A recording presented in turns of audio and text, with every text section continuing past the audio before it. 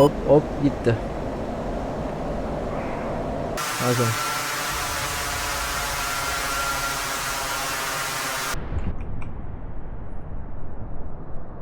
Bakın mühimmatlar havada nasıl açıldı görmüş olduğunuz gibi.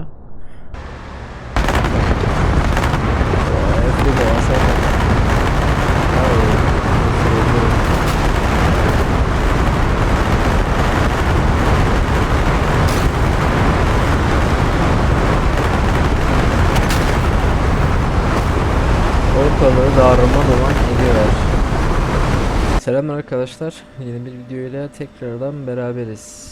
Bugünkü video konumuz arkadaşlar F-16'da cluster bombaları olacak aslında. Cluster bombaları nedir? Onları tanıyacağız. Hangi mühimmatlar, nelerdir? Bunlar nasıl atılıyor, nasıl etkileşime geçiyor hedeflerle? Bunlara bakacağız birlikte. Şöyle bir dış kameraya geleyim. Şu an pylonları boş şu an gördüğünüz gibi. Mühimmatları almak için önce Grand Cree'den RAM Rifle menüsünü açıyoruz arkadaşlar ve 3 ve 7. pylonlara, şu an görmüş olduğunuz 3 ve 7. pylonlara bombs kısmına geldiğinizde burada bizi karşılayan mühimmatlar GBU, aslında CBU 103, 105 ve 87 ve 97 olmak üzere 4 çeşit mühimmat var arkadaşlar. Bizi karşılayan cluster olarak bunların farkları neler, işte birbirlerinden ayıran özellikleri neler, bunları da bakacağız. Öncelikle burada bahsetmek istediğim bunların buradaki seçim kısımları, şuradakiler tekli olanlar arkadaşlar. Şimdi GB100, 105, 87, 97, bunları ben herhangi birini seçersem tek bir tane mühimmat gelecek sol pylonuma. Ama eğer şayet buradan bakın 2x CB103, 2x CB105, aşağıda da şurada 2x CB87 ve 2x CB97 demiş. Buradan da bu şekilde seçersem ikili gelecek. Bakın seçtim. Mesela buradan da geldim, direkt CV97'ye geçtim. Bakın tek geldi. Eğer bu şekilde alacak olursam tek gelir. Böyle alacak olursam ikili gelir. O yüzden buna dikkat edin ve bombs kısmından şöyle ikili olanı seçin ve şu kuyruk numaramızı da düzeltelim. Tın yüklenirken ki ayarlarına gelecek olursanız burada bu şekilde bir not feasible wheel başlığı var. Bunu zaten ellemiyoruz çok fazla. Çünkü zaten tek bir seçeneği var da yine de ellemeyelim. Burada delay süresini seçebiliyoruz. Bunu da pek ellemeni tavsiye etmiyorum. Burada da havada mühimmatın açılacağı yükseklik var. Bunu oynayabilirsiniz isterseniz. Hani 900 fitte açılmasını isterseniz 900 fitte kadar süzülsün mühimmat, 900 fitte açılsın derseniz 900 fit olarak da seçebilirsiniz. Veyahut da işte kendinizin istediği herhangi bir şeyde seçebilirsiniz. Veyahut da buradan değil direkt SMS sayfasından da bunları değiştirebilirsiniz. Zaten bütün detaylarından bahsedeceğim elimden geldiği kadar. Şimdi mühimmatlarımı okeyledim, seçtim. Şöyle bullseye hızımızı aktif edelim. Mühimmatlarım yüklensin uçağıma. Mühimmatlarım uçağıma yüklenmiş oldu arkadaşlar. Şimdi Cat 3'e attım. Şöyle Air to Grant'a geldim arkadaşlar. Şimdi Air to Grant'a geçtiğimde hadımda böyle bir değişim oluyor ve SMS sayfam geliyor karşıma. Şimdi biz şu an aldığımız CBU 97 arkadaşlar. Bunda da şöyle CCIP, CCRP, DITOS ve Watt diye bir de manuel olmak üzere 5 tane toplamda atış şekli var. Bizim şu an bugün bakacağımız olduğumuz şu üçü olacak. Çünkü diğerleri zaten çok fazla tercih edilmeyen şu ikisi atış şekli. CCRP'yi biliyorsunuz, CCRP'yi de biliyorsunuz. Daitos'u büyük ihtimalle daha önce bahsetmedik. Daitos'tan da bahsedeceğiz bugün. O yüzden şimdilik CCIP ile dursun. Daha sonrasında burada atış profilleri var. Zaten iki profil. Profil 1 ve profil 2. Profil 2 de CCRP'ye geçiriyor. O yüzden bununla da oynamayacağız. Burada bir single demiş ve bir pair demiş. Single ve pair tek, mesela single olursa ben gittiğim zaman pickle'a bastığımda şu şartlarda bir tane bomba bırakacağını, P'ye basarsam da iki pylondan birer tane, toplamda iki tane mühimmat bırakacağı anlamına gelir bize. Bu pair de kalsın şimdilik. Onun haricinde burada yerde bıraktığımızda mühimmatı yerde kaç ne kadar dağılım yapacağı anlamına gelen şu fit ibaresi, bunu bu şekilde değiştirebiliriz. Mesela 600 fit diyebilirim. Ripple tek bir pickle'a bastığımızda veya da basılı tuttuğumuzda kaç tane mühimmatın gideceğini buraya anlatan bir seçenek. Mesela uçağımızda iki pylonda da ikişer tane 4 tane mühimmat var. Ben hepsini tek bir pickle'da bırakmak istiyorsam şayet bunu 2 veyahut da 4 diyebilirim. Çünkü burada pair seçeneği de devreye giriyor. Şimdi bunu 2 girmiş olsaydım, pair attığımız için, yani iki pylondan da iki kanattan da birer tane attığım için 2 2 4 tane bırakacaktı. Ama biz yine de garanti olsun dedik, 4 dedik. 4 mühimmata tek pickle'da bıraksın dedik. Yani 4 mühimmatım olsaydı kanadımda, yani 8 tane olsaydı, biraz katma değerleri burada iç içe giriyor. Hepsini birden bırakacaktı. Öyle ifade edeyim. Daha sonrasında burada nose ve tail, nose, tail gibi seçenekler de var. Biz nose tail'da bırakacağız bunu. Onun haricinde şu an mühimmatlarımızın ready. Herhangi bir aligning süresi olmadığını söylüyor. Daha sonrasında buradan kontrol seçeneğine girip mesela şöyle gelirsek, burada gecikme süresinin delayını değiştirebiliriz. Onun haricinde burada bakın havada mühimmatın açılacağı yüksekliği de buradan değiştirebiliriz. Mesela 2000 fit yapmak istiyorum ve 2000'e aldım. Burada da Ren Angel'ını, yani mühimmatın atış derecesini mesela 45 dereceyle şu an default olarak gelmiş. Bunu da buradan bu şekilde değiştirebiliriz. Ben şu an için değiştirmeyeceğim. Daha sonrasında buradan şöyle kontrolden çıkabilirim. Şu şekilde mühimmat sayfam hazır. Şimdi swap dediğim, şuraya da bir TGP'mi aldığım zaman şöyle mühimmatların detaylarından bahsetmeye devam edebiliriz. Atış şekline geçelim arkadaşlar isterseniz. Taksimize başlayalım. Park frenimizi ve taksi light'larımızı açalım.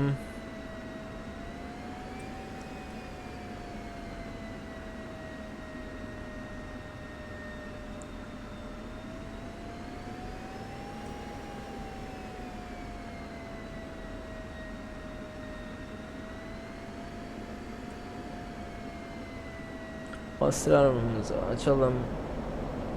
Şimdi tekrardan şöyle bir Air to Ground'a geçelim. Şimdi şu an CCIP'deyiz. Şöyle bir Daitos alacağım. HMDS'imi indireyim bir.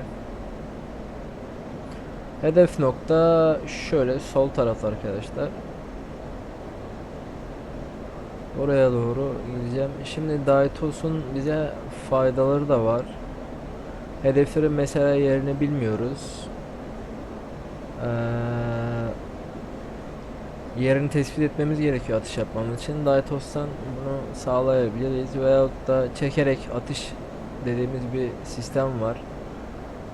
Alçaktan gidip hedefin yerini işaretleyerek Daitos'ta 25 veyahut da 45 derecelik çekişlerle çekişteyken mühimmatı bırakabildiğimiz atış şekilleri var DCS'te.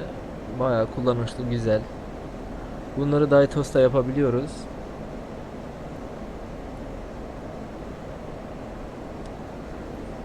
Şimdi öncelikle Daitos'tan başlamak istiyorum.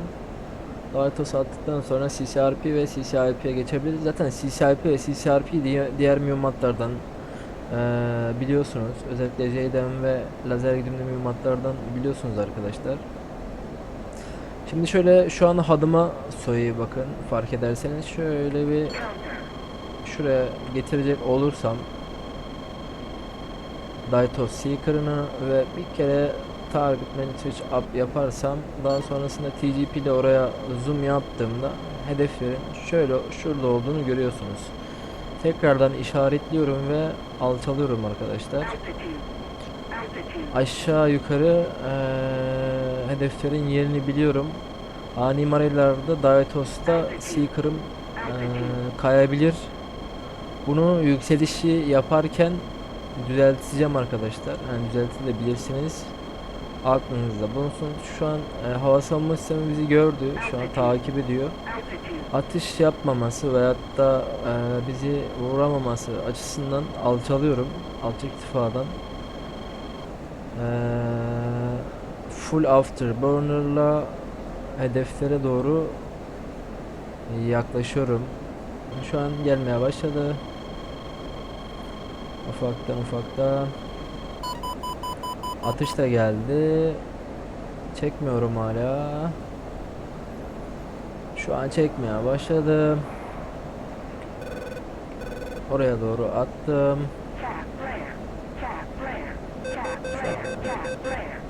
Çarp flare atarak devam ediyorum.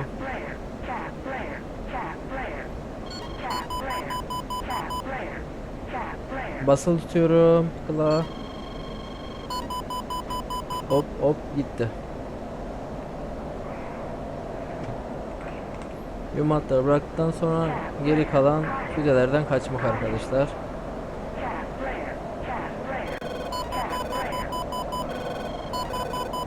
Şöyle F6'ya basalım. Bakın.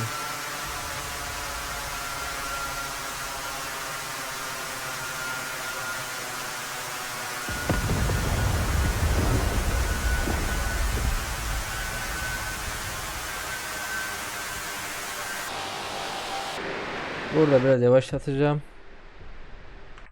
Tekrardan şöyle F6 diyelim.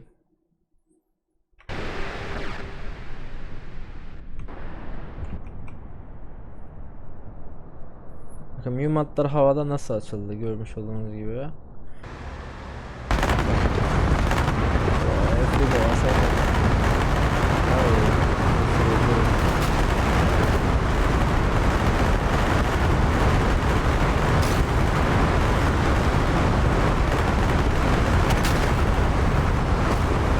Ortalığı darma duman ediyor.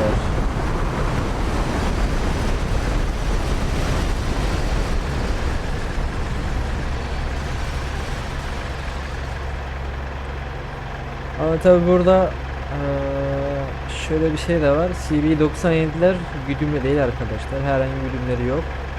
O yüzden yakaladıklarını vuruyor, yakalayamadıkları kalıyor. CV97'lerin dezavantajı bu. Evet arkadaşlar bu sefer şöyle bir şey yapacağım. Mesela genelde biz böyle de kullanabiliyoruz. Şimdi 4 tane GP97 ve 2 tane de Harm'la mesela destekliyorum mühimmatları. Nasıl? S6 hava savunma sistemimiz var bizim. S6'yı devre dışı bırakmak için önce Harm'larla radarını vuracağım. Bize kilitlenip atış yapamaması için. Radarını devre dışı bıraktıktan sonra da CB97'lerle o bölgeyi temizlemek olacak asıl amacımız. Şimdi şöyle bir şey yapacağım. CCRP de atabilirim. CCIP de atabilirim. CCRP alacağım ben bunu. Şimdilik Pair'de bırakacağım. Daha sonrasında şöyle SMS'i alıp aslında tam tersi şuraya bir weapon'a alıp şuraya da HUD'a alırsam S6'ya kilidim olması açısından şöyle bir pozisyon alıp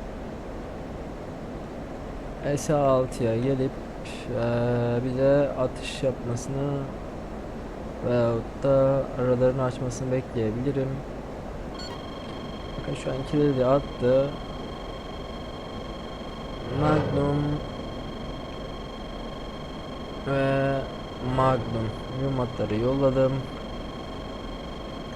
Daha sonrasında hemen şöyle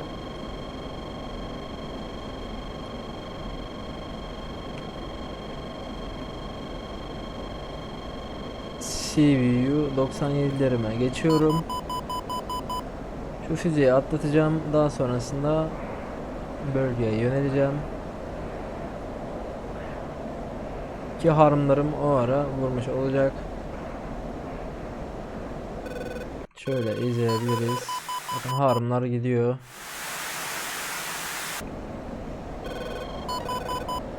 Harımlarım vurdu.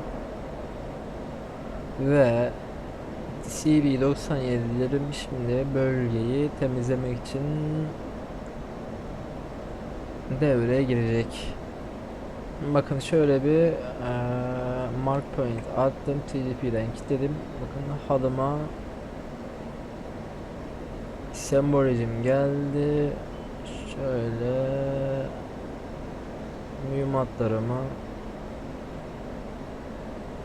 FPM'imi daha doğrusu hizaladım. Azimut çizgisiyle range'e girmesini bekliyorum. Şimdi 97'yi ve 87'yi atarken şu sembolizm geldiği zaman basılı tutmanız lazım. Pikla. Daha sonrasında bakın yukarıdan aşağı doğru iniyor. Aynı GB12 atar gibi ve Bonza Bey yolladı. Hemen şöyle bir otomatik pilota alıp mühimmatları izleyebiliriz.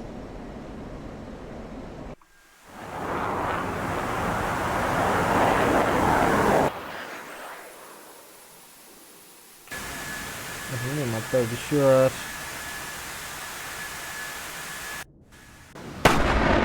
Hop, havada açıldılar.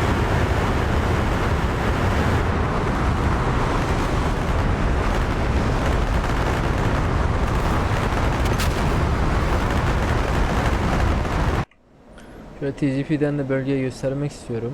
Etkisini görmeniz açısından. Ama biraz geride kaldı. Heh. Böyle bir alan tesiri var arkadaşlar bu mühimmatların. Görmüş olduğunuz gibi. Şimdi şurada bir kısım kaldı. Buraya da CCIP'de mühimmatlarımı yollayacağım. Oraya doğru tekrar dönüyorum.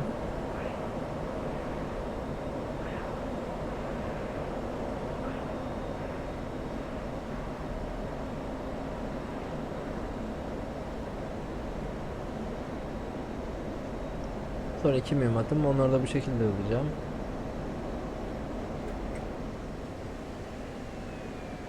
Tamam, altındalar.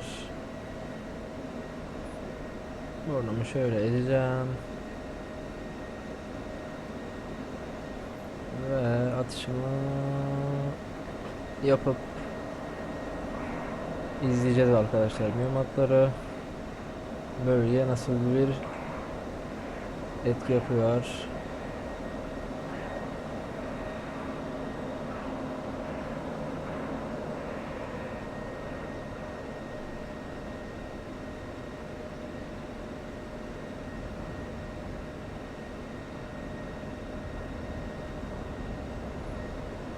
Altitude.